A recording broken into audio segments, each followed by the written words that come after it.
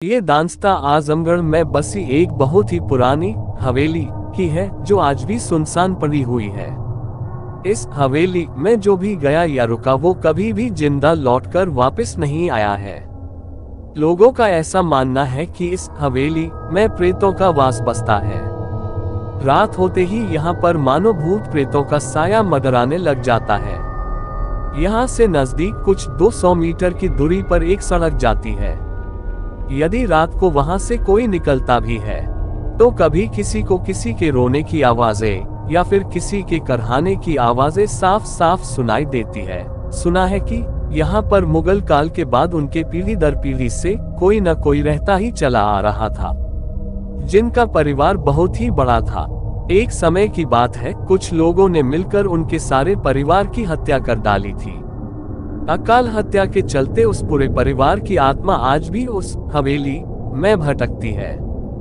दोस्तों, इससे पहले कहानी सुनाओ, आपसे हाथ जोड़कर निवेदन है, प्लीज मेरे चैनल को सब्सक्राइब कर दो। दोस्तों, आपका कुछ नहीं जाएगा अगर आप मेरा चैनल सब्सक्राइब और वीडियो को लाइक कर देते हो।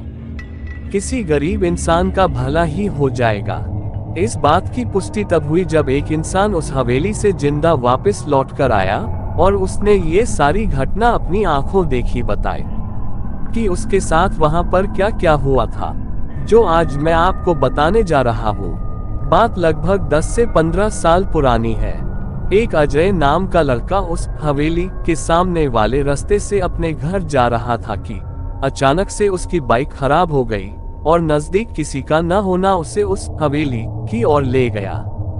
अजय को बिल्कुल भी उस हवेली के बारे में कुछ भी नहीं पता था, जिस कारण से वो उस हवेली में चला गया, सब बातों से अनजान और बेखबर। रात के लगभग 10 बजे होंगे जब अजय ने उस हवेली में प्रवेश किया। जैसे ही वो हवेली में गया तो उसे हवेली का टेम्परेचर कुछ अलग सा लगा, क्योंकि बाहर बहुत ही गर्मी थी लेकिन हवेली का मौसम बहुत ही ठंडा था। लेकिन अजय ने सोचा कि हवेली बहुत ही बड़ी है, शायद इसलिए यहाँ का मौसम ठंडा होगा। लेकिन अजय को क्या पता था कि जहाँ वो आज आ गया है वहाँ पर उसके साथ क्या होने वाला है। अजय जैसे ही हवेली में घुसा तभी अचानक से गेट बंद हो गया। अजय को लगा कि गेट बहुत पुराना है इसलिए बंद हो गया होगा, लेकिन ऐसा बिल्कुल भी नहीं था। उसके बंद होने का कारण कुछ और था। जैसे जैसे रात होती जा रही थी अजय की धड़कन बढ़ती ही जा रही थी, क्योंकि हवेली एकदम से सुनसान थी। अजय ने जैसे ही एक कमरे की ओर अपना कदम बढ़ाया तभी उसे ऊपर कमरे से किसी के रोने की आवाज सुनाई दी। उसने सोचा कि शायद कोई है ऊपर, तो वो ऊपर सीढ़ियों की ओर चल दिया। उस रात की आकृति जैसे ही अजय ऊपर पहुंचा तो देखता है कि वहां तो कोई भी नहीं है, लेकिन अभी रोने की आवाज साफ सुनाई दे रही थी। उसने दरवाजा खोला और देखता क्या है कि एक कुर्सी हिल रही है और कोई बैठा हुआ है जो कि साफ नजर नहीं आ रही है। उसे देखने के लिए जैसे ही अजय आगे बढ़ा तो कुर्सी पर कोई भी नहीं था। वो अब डर गया। तभी कोई चिल्लाया। वो भागकर नीचे की ओर गया तो देखता है कि फर्श पर खून पड़ा है, लेकिन वो खून ताजा नहीं बल्कि सूखा हुआ था। अब वो वहां पर रुकना नहीं चाहता था, वहां से भाग जाना चाहता था।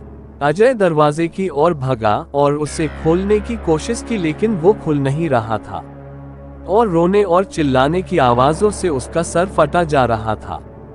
उसने सोचा क्यों ना मैं छत से भाग जाऊं। वो ऊपर गया, लेकिन ऊंचाई बहुत होने के कारण अजय कूदना नहीं चाहता था। लेकिन वो कहते हैं न कि मरता क्या न करता। वहां से भागने के लिए वो आखिर कूद ही गया। अजय को चोट भी आई, लेकिन वो वहां पर रुका नहीं और उन भूतों से बचने के लिए भाग निकला।